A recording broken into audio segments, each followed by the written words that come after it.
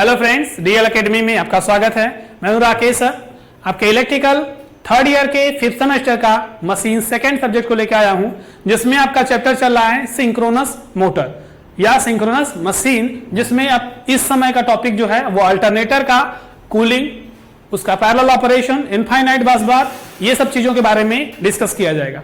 तो आइए दोस्तों स्टार्ट करते हैं आज का टॉपिक।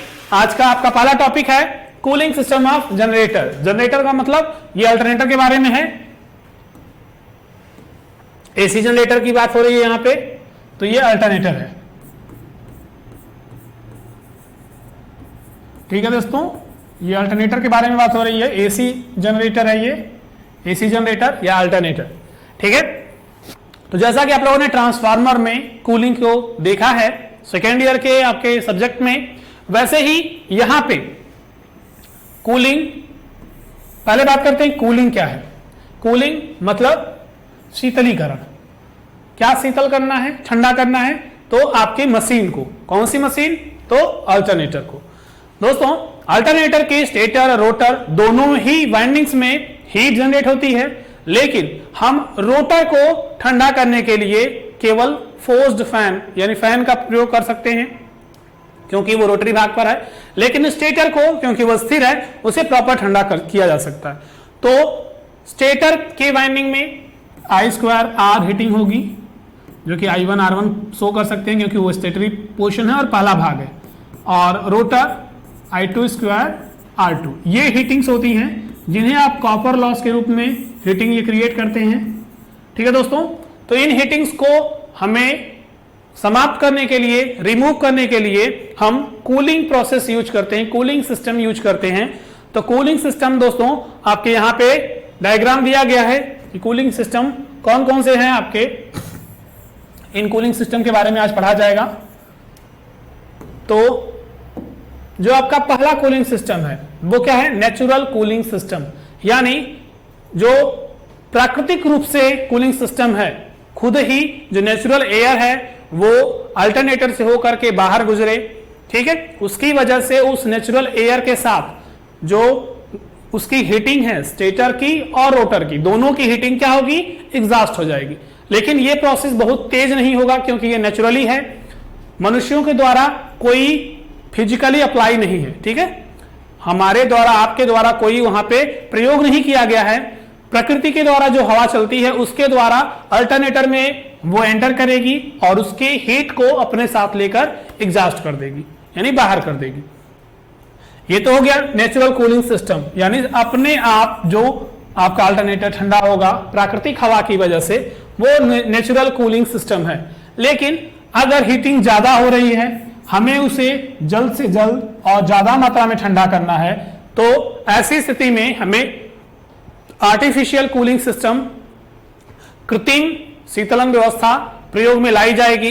तो कृत्रिम रूप से कैसे करेंगे, तो वो हम अपने अरेंजमेंट, अपनी व्यवस्थाओं के अनुसार किया जाएगा कि क्या क्या व्यवस्था हम करते हैं इसकी कूलिंग के लिए। तो आपकी पहली कूलिंग है air forced air cooling system या फोर्स्ड एयर कूलिंग मेथड। जैसा कि अभी तक आप लोग सिंक्रोनस मोटर के कंस्ट्रक्शन में और आपके इंडक्शन मोटर के कंस्ट्रक्शन में पढ़ते आए हो कि शाफ्ट पर, उसका जो शाफ्ट होगा उस शाफ्ट पर क्या लगा रहता है, फैन लगा रहता है। ठीक है दोस्तों, ये फैन लगा रहेगा।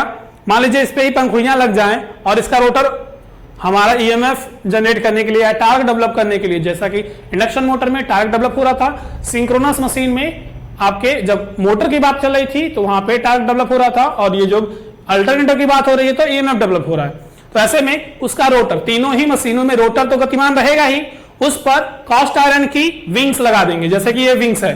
और जब ये रोटर गतिमान रहेगा, गति करता रहेगा, तो ये विंग्स भी तो रोटर के साथ गति करेंगी। इस वजह से इन विंग्स के द्वारा फोर्सफुली अंदर के एयर को क्या किया जाएगा, बाहर एग्जॉस्ट कर दिया जाएगा। यानी ये अगर मोटर का फ्रेम है तो इसके द्वारा, विंग्स के द्वारा, इनकी पंखुड़ियों के द्वारा अंदर के एयर को क्या करेंगे, बाहर एग्जॉस्ट कर दिया जाएगा। तो ये क्या हुआ, फोर्स्ड एयर, यानी जो नेचुरल एयर है उसके द्वारा नहीं, पंखा लगा करके, इसमें फैन लगा करके फोर्सली अंदर की एयर को बाहर एग्जॉस्ट किया गया। ठीक है दोस्तों, तो ये आपका आता है फोर्स्ड एयर कूलिंग मेथड। अगला आपका आता है water cooling method. Water cooling method या डिस्टिल्ड वाटर कूलिंग मेथड दोनों कुछ एक जैसे ही हैं, बस इनमें क्या है, इनमें नॉर्मल वाटर यूज किया जाता है, इसमें डिस्टिल्ड वाटर यूज किया जाता है।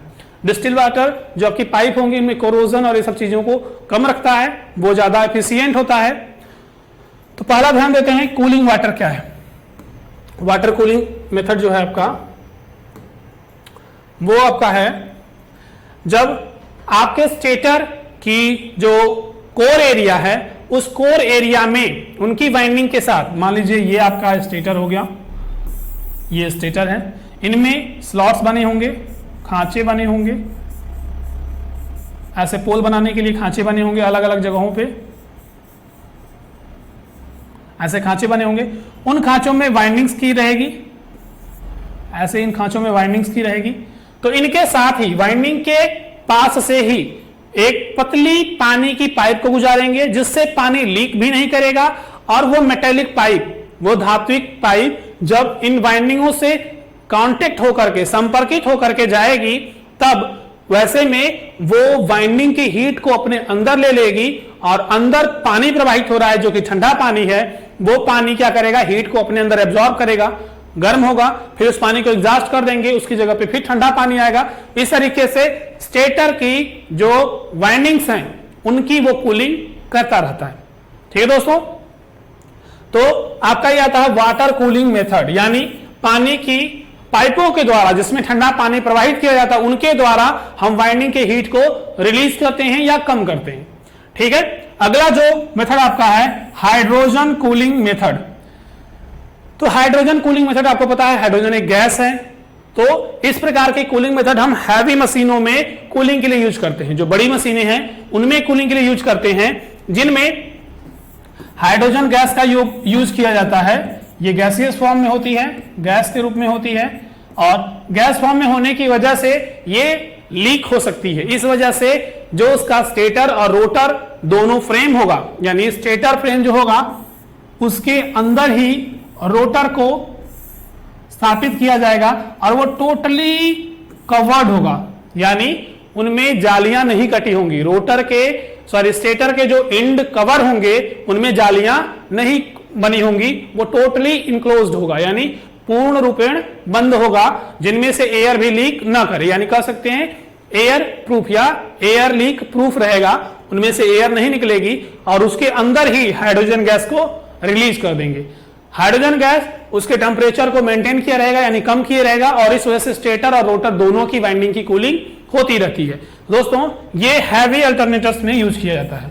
Hydrogen cooling method heavy alternator में यूज किया जाता है, क्योंकि ये कॉस्टली भी पड़ता है। इस वजह से हैवी अल्टरनेटर में ज्यादा हीटिंग होगी, ज्यादा लॉसेस आएंगे, तो वो लॉसेस की क्वांटिटी बहुत ज्यादा होगी, क्योंकि वो बड़े साइज की मोटर है, अल्टरनेटर है। इस वजह से इनमें कूलिंग के लिए हम हाइड्रोजन गैस कूलिंग यूज करते हैं। डिस्टिल्ड वाटर कूलिंग, तो जैसा कि बताएं वाटर कूलिंग मेथड के जैसा ही ये भी होगा, लेकिन इनमें नॉर्मल वाटर की जगह पे डिस्टिल्ड वाटर यूज किया जाएगा। तो दोस्तों, इस तरीके से आपकी कूलिंग मेथड समाप्त हुआ।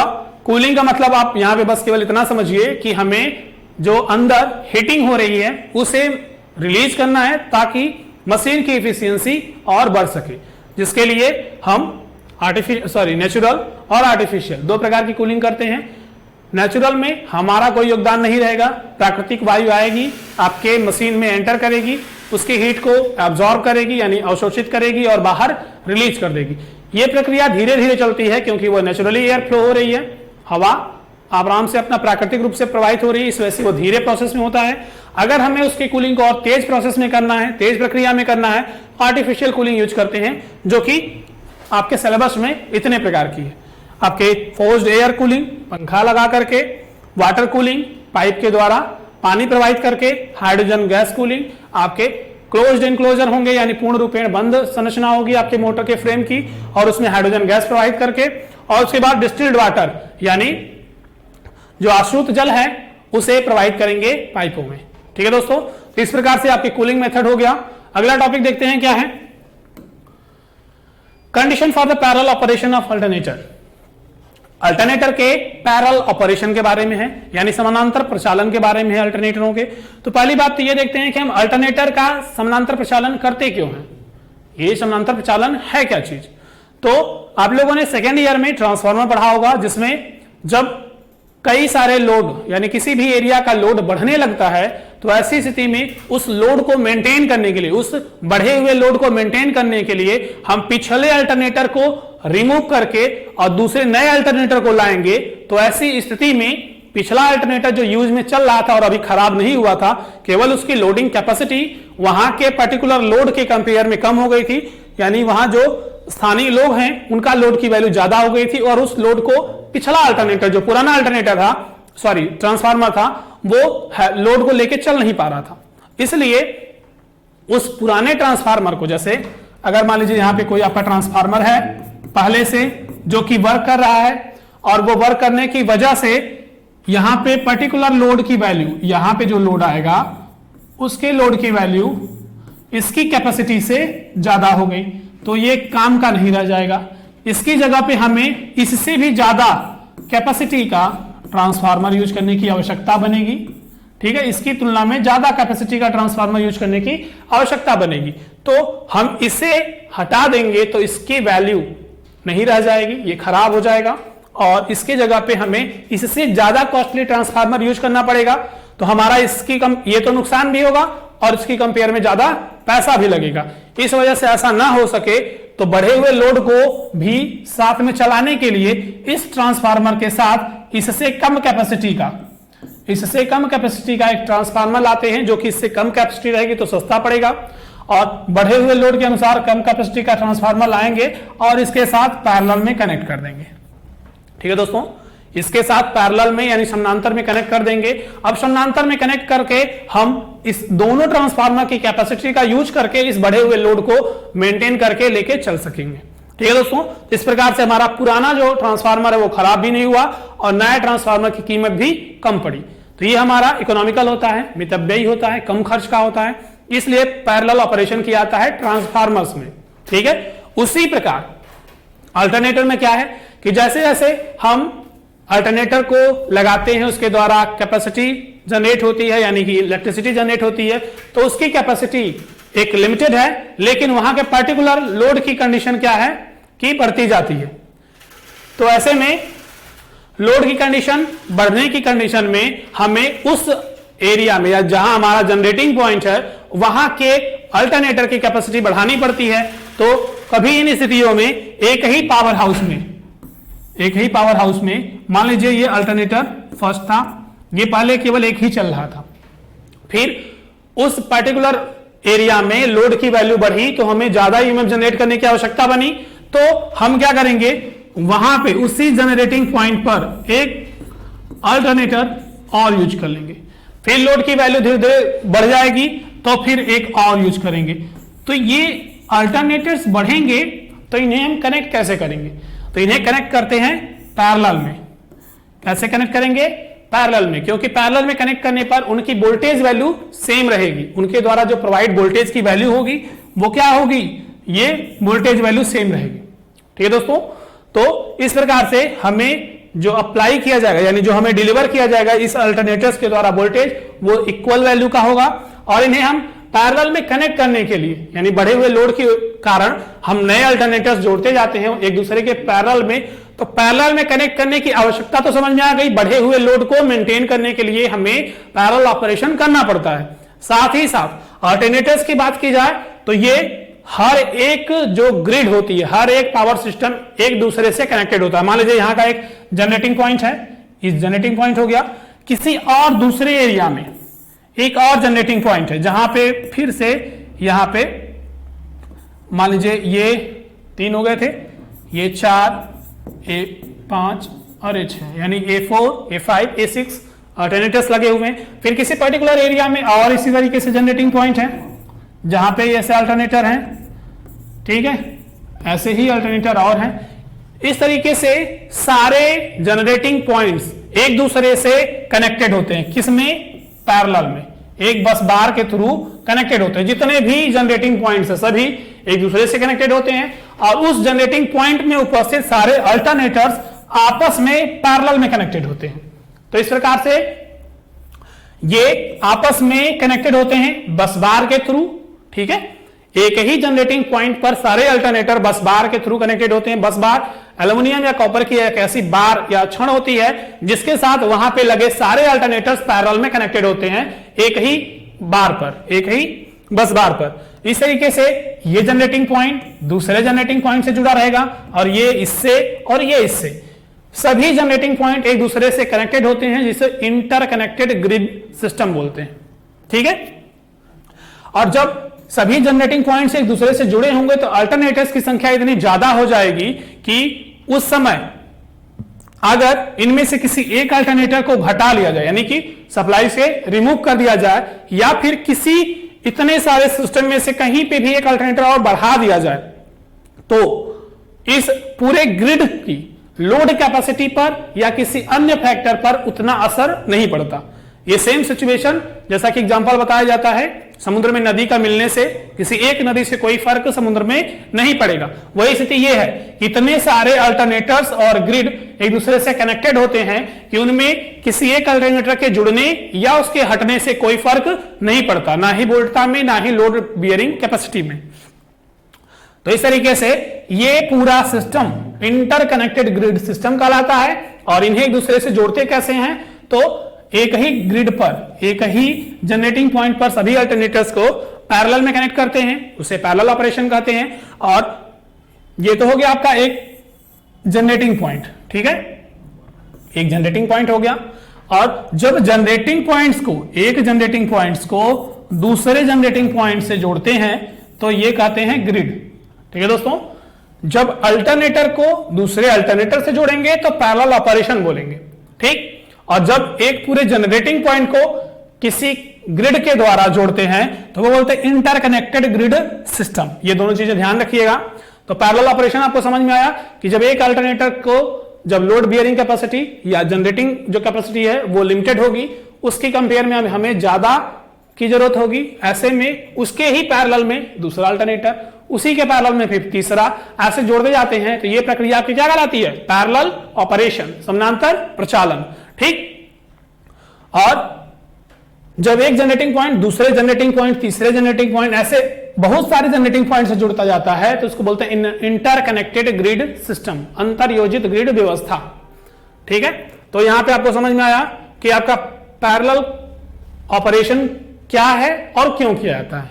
जब किसी पर्टिकुलर या विशेष क्षेत्र में लोड की क्षमता बढ़ती है, ऐसे में उसे लोड को सप्लाई देने के लिए, अल्टरनेटर की क्षमता बढ़ाने के लिए उसी अल्टरनेटर के साथ जो कि इस समय प्रचालित है उसके साथ एक समानांतर में और अल्टरनेटर लगा करके वहां पे विद्युत वाहक बल की उत्पत्ति की जाती है, यानी अल्टरनेटर को ऑपरेट किया जाता है। तो पहले अल्टरनेटर के साथ दूसरे अल्टरनेटर को पैरेलल में कनेक्ट करने की प्रोसेस को पैरेलल ऑपरेशन कहते हैं। पहला दूसरे से, दूसरा तीसरे से, ऐसे एक दूसरे से जुड़ते चले जाते हैं। ठीक है दोस्तों, ये हुआ आपका पैरेलल ऑपरेशन। तो पैरेलल ऑपरेशन समझ में आ गया। अब इनकी कंडीशंस क्या है, यहां पे हमें कंडीशंस पढ़नी है कि पैरेलल ऑपरेशन क्या है और उसकी शर्तें क्या है। तो पैरेलल ऑपरेशन समझ में आ गया, लोड को वो डिलीवर करने के लिए, बढ़ी हुई क्षमता को मेंटेन करने के लिए एक अल्टरनेटर के साथ समानांतर में दूसरा अल्टरनेटर, फिर तीसरा, ऐसे जोड़ना आपका पैरेलल ऑपरेशन कहलाता है। इनकी शर्तें क्या हैं, तो शर्त यह है कि जो सभी अल्टरनेटर हैं, सभी जो प्रत्यावर्तक हैं, सभी प्रत्यावर्तक की वोल्टता क्या होगी, समान होगी। ठीक है दोस्तों, सभी अल्टरनेटर्स की वोल्टता समान होगी। तो सेम वोल्टेज होना चाहिए, same voltage of all alternators. ठीक है दोस्तों, ये हो गया। दूसरी जो कंडीशन बनती है वो आपकी आती है फ्रीक्वेंसी। फ्रीक्वेंसी मतलब आवृत्ति। ठीक है दोस्तों, ये क्या है, तो सभी अल्टरनेटर्स एक समान आवृत्ति पर ही ईएमएफ को जनरेट करेंगे। ठीक है, उन सभी अल्टरनेटर्स में फ्रीक्वेंसी जो जनरेटिंग होगी उस फ्रीक्वेंसी की वैल्यू क्या होगी, सेम होगी। फ्रीक्वेंसी सेम होनी चाहिए। ठीक, तीसरा जो इंपॉर्टेंट पॉइंट आता है वो है फेज सीक्वेंस। क्या है? Phase sequence. ठीक है दोस्तों, ये फेज सीक्वेंस क्या है? तो इसे बोलते हैं कला अनुक्रम। कला अनुक्रम, ठीक। यानी सभी अल्टरनेटर्स का आर, वाई और बी का क्रम होना चाहिए। सभी में आर से जुड़ा हो, वाई से जुड़ा हो, बी से जुड़ा हो। यानी जिसका पहला फेज हो उसमें दूसरे वाले अल्टरनेटर का भी पहला, तीसरे अल्टरनेटर का भी पहला फेज, चौथे अल्टरनेटर, यानी जितने अल्टरनेटर होंगे सभी का पहला फेज एक में, दूसरा फेज दूसरे में, तीसरा फेज तीसरे में जुड़ा होना चाहिए। यानी सभी का क्रम आर, वाई, बी का होना चाहिए। ये 3 इंपॉर्टेंट कंडीशंस हैं। ठीक है, किन्हीं किन्हीं किताबों में परसेंटेज इंपेडेंस वैल्यू भी सेम दे रखा है, लेकिन ऐसा नहीं है। परसेंटेज इंपेडेंस वैल्यू रखा जाता है सेम कब? जब वो समान लोड, यानी अल्टरनेटर्स जो होगा वो 2 अल्टरनेटर हो जाए, A1 और A2।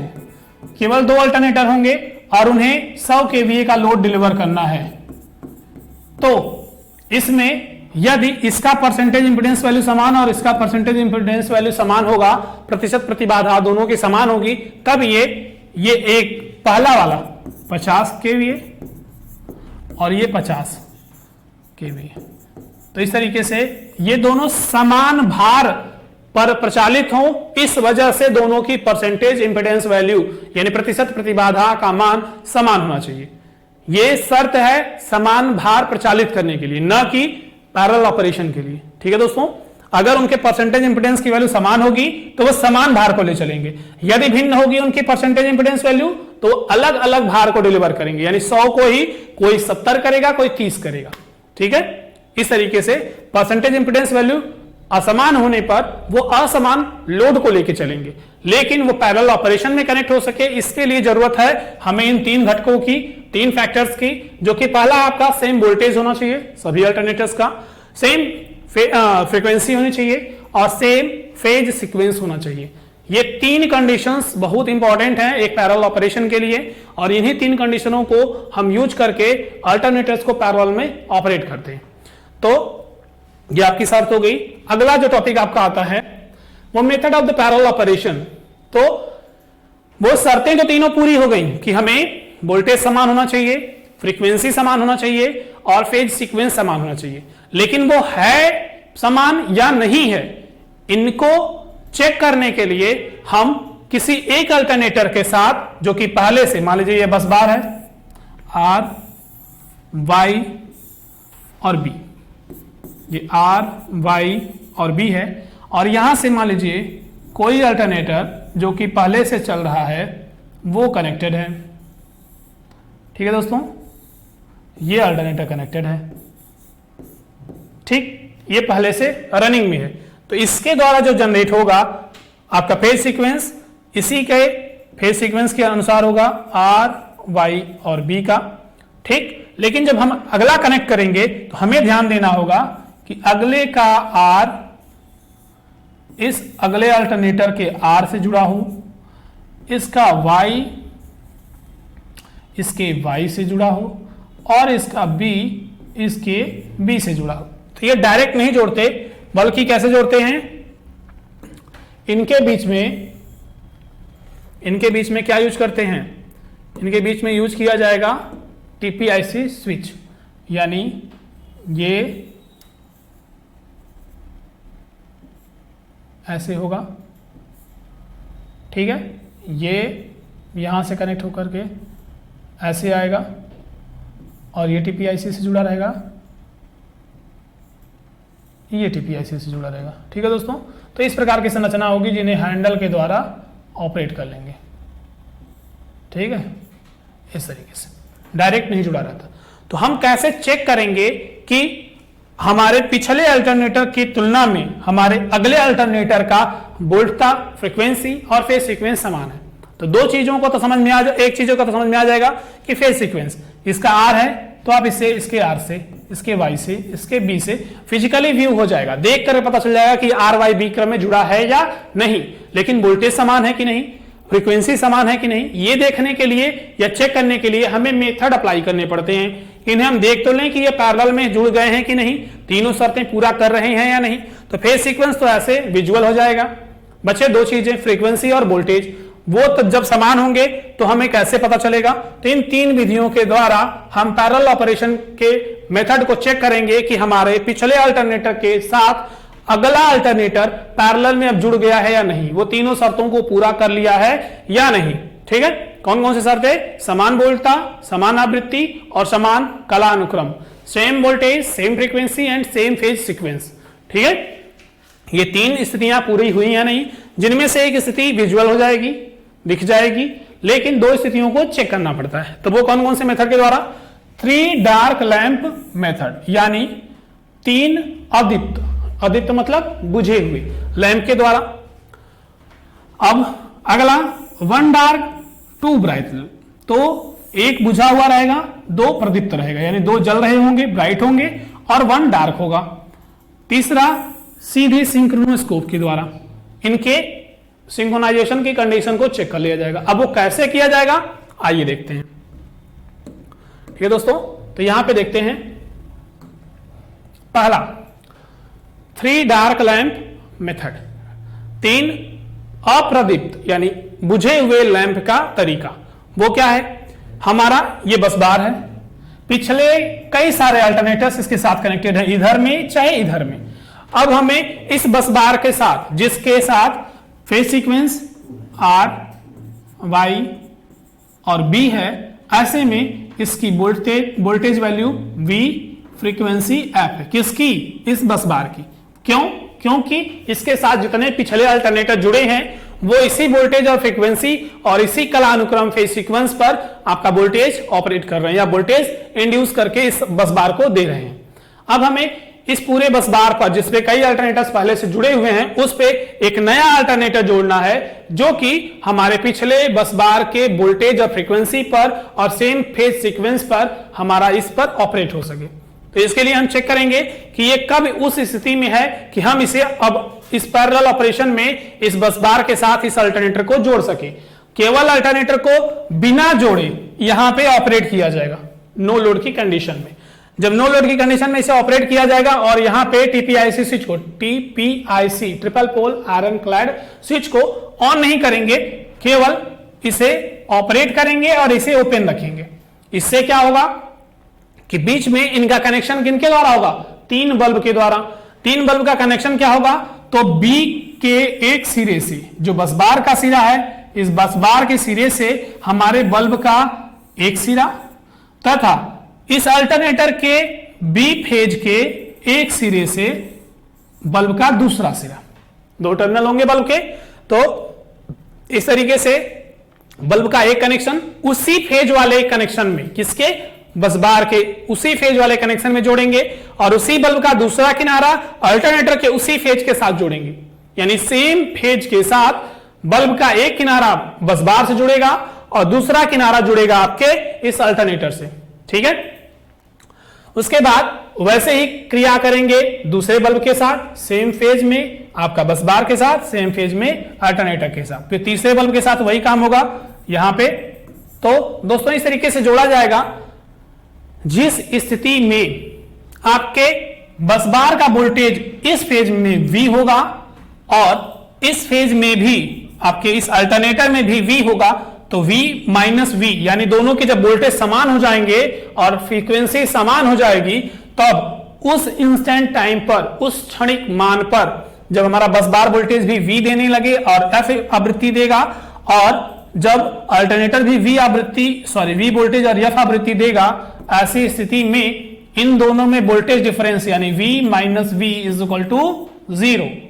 ठीक है, इस बल्ब के दोनों सिरों पर वोल्टेज डिफरेंस क्या होगा? 0 होगा, तो बल्ब बुझ जाएगा। उसके पहले तक क्या होगा? जब तक वो समान नहीं रहेगा, तो यहां पे मान लीजिए वोल्टेज वैल्यू V है, लेकिन यहां पे V नहीं मिल करके V/2 मिल रही है, V/3 मिल रही है, या कुछ अलग मान मिल रहा है। तो जो ही 2 वोल्टेज होंगे अलग अलग, ये मान लीजिए V माइनस, इसका अभी वोल्टेज V नहीं प्राप्त हुआ है, V डैश मिल रहा है, तो V माइनस V डैश की वैल्यू कुछ ना कुछ तो मिलेगी। और जो वैल्यू मिलेगी उसी वोल्टेज डिफरेंस पे बल्ब क्या करेगा, जलता रहेगा। और जो ही बस बार का वोल्टेज और आपके इस नए अल्टरनेटर का वोल्टेज समान हो जाएगा, V minus V equal to 0 हो जाएगा, बल्ब क्या होगा, बुझ जाएगा। ठीक, वैसी ही स्थिति में दूसरे बल्ब के साथ होगी, वोल्टेज डिफरेंस 0, जो वोल्टता अंतर है वो 0, तो बल्ब बुझ जाएगा। तीसरे के साथ भी वही होगा, जब तीनों लैंप बुझ जाएंगे यानी तीनों बस बार में R Y B में उनके समान अनुक्रम के साथ इस अल्टरनेटर जो कि नया जुड़ रहा है, इस अल्टरनेटर का वोल्टेज समान हो जाएगा, तो ये तीनों लैंप बुझी अवस्था में रहेंगे, डार्क कंडीशन में रहेंगे। तो हमें पता चल जाएगा कि हमारा ये अल्टरनेटर का ये बस बार का जो वोल्टेज फ्रीक्वेंसी और फेज सीक्वेंस है, अब इस नए जुड़ने वाले अल्टरनेटर के वोल्टेज फ्रीक्वेंसी और फेज सीक्वेंस के साथ समान है, तो हम इसे क्या करेंगे, यहां पे कनेक्ट कर देंगे। और कनेक्ट करते ही ये भी पैरेलल ऑपरेशन का एक हिस्सा बन जाएगा और उतने ही वोल्टेज, उतने ही फ्रीक्वेंसी और उसी कलानुक्रम या फेज सीक्वेंस में वोल्टेज जनरेट करने लगेगा। तो ये हमारा रहा डार्क लैंप मेथड। अगला जो आपका मेथड आता है ये है one dark two bright lamp method. पिछला जो था डार्क लैंप वाली कंडीशन में, जो विशेषज्ञों का मानना रहा कि उसमें हो सकता है बल्ब में खराबी आ गई रहे और ऐसे में हम समझे कि वो बुझ गया है और वो हमारा जो न्यू अल्टरनेटर है वो बस बार के साथ सिंक्रोनाइज हो गया है। तो इस स्थिति में यानी बल्ब में आई हुई कमी की स्थिति को हम समझ सकते हैं कि वो सिंक्रोनाइज हो गया है, ऐसे में जोड़ देंगे और वहां पे स्पार्किंग या फिर डैमेज हो जाएगा। तो ऐसी स्थिति ना बने, हमें वो विजुअल हो कि अब वो सिंक्रोनाइज हो गया, वो दिखे, ऐसी स्थिति में हमने ये कनेक्शन को थोड़ा सा चेंज किया है। तो दोनों स्थितियों को देखेंगे कि यदि दोनों की जलने की स्थिति और एक लैंप के बुझने की स्थिति, तो यहां पे जब हम बुझने की स्थिति को देखेंगे तो क्या होना चाहिए, वो सेम फेज में जुड़ना चाहिए बल्ब। ये देख रहे हैं आप, सेम फेज में, ये R है, ये Y है और ये B है। तो B फेज के बसबार कनेक्शन के साथ हमारे इस अल्टरनेटर का भी B फेज ही जुड़ा है। ठीक है, ये कनेक्शन दे रखा है अल्टरनेटर का पहले से ही, तो यहां पे देख लेते हैं। देखिए ये B है, ये Y है और ये R है।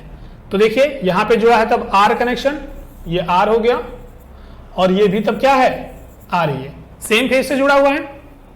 ठीक है, अब जो हमारा B फेज होगा, दिख रहा दोस्तों, ये B फेज किससे जुड़ा है, तो ये जुड़ा है इस वाले से, जो कि कौन सा फेज है, आपका Y फेज है। डार्क लैंप मेथड में हम जो अल्टरनेटर का कनेक्शन होगा उसका फेज अलग रखेंगे और जो हमारे बस बार का फेज होगा वो अलग रखेंगे। वजह क्यों, क्योंकि जब सेम फेज में रखेंगे तो जब वो सिंक्रोनाइज होगा अल्टरनेटर, पैरेलल ऑपरेशन में आ जाने की कंडीशन में होगा, दोनों की वोल्टता समान होगी, तब सेम फेज में रखने पर वोल्टेज का मान क्या हो जाएगा, अंतर 0 हो जाएगा। ये भी वोल्ट पे, ये भी वोल्ट पे, तो 0 वोल्टेज डिफरेंस, तो वो बुझ जाएगा। लेकिन अगर हम दूसरे में रखें, यहां पे वोल्टेज वैल्यू 0 V आ गई, लेकिन उस समय दूसरे वाले की तो वोल्टेज वैल्यू V नहीं रहेगी, क्योंकि वो अलग फेज पर है, R से Y 120 पर और Y से B 120 पर रहता है। ठीक है, इतने के कालांतर पर रहता है, तो उस समय दूसरे वाले का जो वोल्टेज होगा वो 0 नहीं होगा। ऐसे में दूसरा वाला क्या रहेगा, अलग वोल्टेज पर होगा। मान लीजिए इसकी तुलना में ये V हो गया, तो इसकी तुलना में दूसरे वाले का V नहीं रहेगा, कुछ अलग वोल्टेज रहेगा। तो इस वजह से यहां और यहां में वोल्टेज डिफरेंस मिलेगा। उस समय बल्ब क्या होगा, दोनों के वोल्टेज को जोड़ देगा और अधिक ब्राइट हो जाएगा। ठीक है, यानी यहां पे V मिला, यहां पे V, इस बल्ब के लिए क्या हो जाएगा, V प्लस यहां पे जो वैल्यू होगी, मान लीजिए यहां पे इसको मानते हैं V1, यहां पे V2, तो V1 प्लस V2 हो जाएगा। और ये दोनों वोल्टेज मिलेगा इस बल्ब को, तो ये बहुत ज्यादा ब्राइट कर जाएगा। ठीक है दोस्तों, ये ज्यादा ब्राइट करेगा, ये वाला ज्यादा ब्राइट करेगा। उस समय हमारा तीसरा जो होगा वन डार्क लैंप वाला, वो क्या होगा, बुझा होगा। जब ये तीन स्थितियां हम देखेंगे कि दो बल्ब हमारे बहुत ज्यादा ब्राइट कर रहे हैं और एक बल्ब हमारा क्या कर रहा है, बुझा हुआ है। ठीक है, तो ऐसी स्थिति में हम समझेंगे कि वो सिंक्रोनाइज है और यहां पे इन स्विचों को जोड़ देंगे। ठीक है दोस्तों, ध्यान दीजिएगा, डार्क लैंप मेथड में वोल्टेज डिफरेंस होता है, V1 minus V2 is equal to 0 देखा जाता है। यानी हमारे बस बार का वोल्टेज और अल्टरनेटर का वोल्टेज समान होगा, यहां पे उनकी वैल्यू समान हो जाएगी, यानी V1 is equal to V2 हो जाएगा, तभी तो 0 होगा। तो ये हमारा हो जाएगा। लेकिन जब हमारे अलग अलग फेज में जोड़ते हैं तो V1 प्लस V2 मिलता है और इसकी वजह से बल्ब क्या होता है, बहुत ज्यादा ब्राइट हो जाता है। ठीक, ये दोनों कनेक्शन को एक साथ जोड़ करके यहां देख लिया गया है, one dark two bright lamp method. ठीक, तीसरा जो आपका प्रोसेस है synchroscope type, synchroscope type method. इनमें क्या होगा, सीधे ये सिंक्रोनोस्कोप लगा रहता है, ये सिंक्रोनोस्कोप, जो कि सारी चीजों को खुद ही कैलकुलेट कर लिया जाता है और वो इंडिकेट करता है कि हमारे इस अल्टरनेटर की जो सिंक्रोनाइजिंग कंडीशन है वो पीछे है या आगे है, यानी हमारा जो जुड़ने वाला है, ये इंडिकेट किसको करता है, जुड़ने वाले अल्टरनेटर को, यानी ये जुड़ने वाला अल्टरनेटर स्लो है या फास्ट है।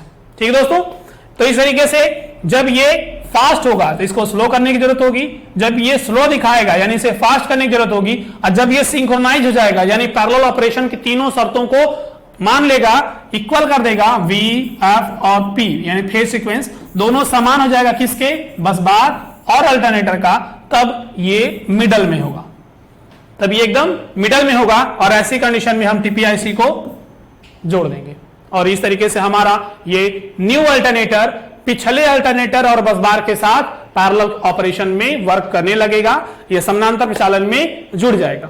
दोस्तों इस तरीके से हमने समानांतर प्रचालन पैरेलल ऑपरेशन की इन शर्तों को देखा, इनके मेथड्स को देखा। अब अगला आपका जो आता है टॉपिक वो है इनफाइनाइट बस बार। इनफाइनाइट बस बार क्या होता है, जैसा कि आपको इसके पहले ही बता चुके हैं, जब पैरेलल ऑपरेशन आप जान गए हैं कि एक ऐसा बस बार होगा जिसके साथ एक अल्टरनेटर, दूसरा अल्टरनेटर, तीसरा अल्टरनेटर, ऐसे करके बहुत सारे अल्टरनेटर्स जुड़ जाएंगे, तब यह प्रक्रिया आपकी क्या कहलाती है, इनफाइनाइट बस बार। ठीक है, जब एक और दो तीन कुछ लिमिटेड जुड़े पैरेलल ऑपरेशन हो जाएगा, और जब पूरा ग्रिड सिस्टम एक जनरेटिंग पॉइंट दूसरे से, दूसरा तीसरे से ऐसे करके जुड़ जाते हैं और उनकी संख्या अनंत हो जाती है, अल्टरनेटर्स की संख्या क्या हो जाएगी, अनंत हो जाएगी, और इनका वोल्टेज क्या हो, कांस्टेंट हो।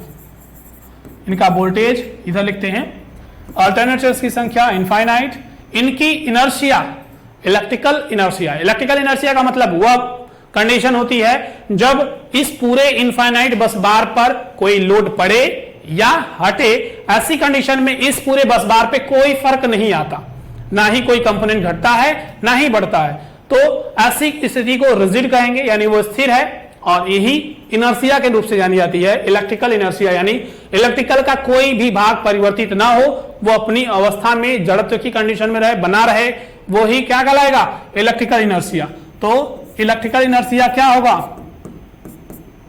वैद्युत जड़त्व क्या होगा, इनफाइनाइट होगा, यानी उसमें कोई परिवर्तन नहीं आ पाएगा। वोल्टेज क्या होगा, कांस्टेंट होगा, स्थिर होगा, और फ्रीक्वेंसी क्या होगी, कांस्टेंट होगी।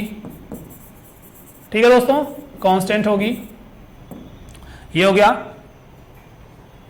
फ्रीक्वेंसी कांस्टेंट हो गई, वोल्टेज समान हो गया, इलेक्ट्रिकल इनर्शिया इनफाइनाइट, आपके अल्टरनेटर्स की संख्या इनफाइनाइट। तो इस प्रकार से सारे ग्रिडों को एक दूसरे के साथ इंटरकनेक्टेड करने पर जो व्यवस्था मिलती है वो व्यवस्था ही क्या कहलाती, जो सिस्टम जो होता है उसे ही क्या कहते हैं, इनफाइनाइट बस बार। ठीक है, इनफाइनाइट बस बार मात्र इतना ही है कि जब सारे पावर पॉइंट्स को, यानी जितने पावर प्लांट आपके हैं उनके जो जनरेटिंग पॉइंट है, अल्टरनेटर्स हैं, सभी को एक दूसरे के साथ कनेक्ट कर दिया जाए, तो वो व्यवस्था आपकी कहलाएगी इनफाइनाइट बस बार। इस इनफाइनाइट बस बार पे अल्टरनेटर्स की संख्या infinite, electrical inertia infinite, voltage constant, frequency constant, तो ये सारे आपकी कंडीशंस बनेंगी, तो इनको कहेंगे इनफाइनाइट बस बार।